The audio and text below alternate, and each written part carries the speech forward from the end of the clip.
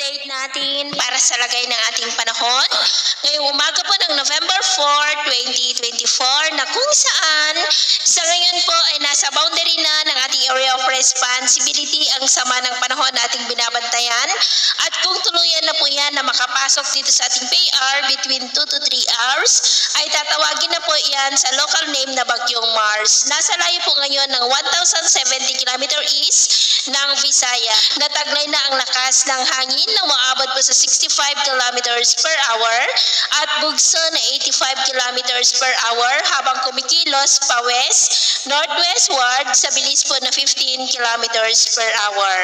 Maghapon po ngayon na nasa silangang baybayin ng Kabisayaan at bukas ng madaling araw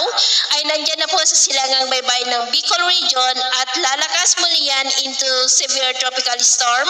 at kung hindi po magbabago ang forecast ay magkakaroon po yan ng rapid intensification at bukas ng hapon ay nasa typhoon category na po yan habang nandyan na muli sa silangang baybayin po ng Northern Luzon na nagbabanta po yan na mag-landfall dahil sa malakas na amihan ay maitutulak po nito pababa at posibleng hindi yan makakakilos pataas kaya patuloy natin yan nababantayan dahil malaking banta po yan dito sa ating bansa lalo na po dito sa Luzon. At sa lagay po ng ating panahon sa ngayon ay wala pong direktang epekto ang bagyo dito sa ating bansa. Amihan pa rin ang umiiral dito sa northern part ng Northern Luzon at easterly sa silangan ng Luzon at Visayas.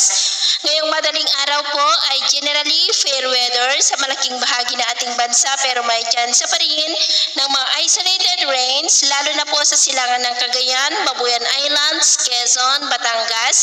Oriental Mindoro, Camarines Norte, northern part ng Camarines Sur, Catanduanes, Sorsogon, Marinduque, Romblon, Palawan, Aklan, Capiz, Iloilo, Cadiz, Cabancalan, Cebu, Northern Samar at Zamboanga Peninsula. At mamaya ay sisikat ang araw sa malaking bahagi ng ating bansa maliban lamang sa mga tsansa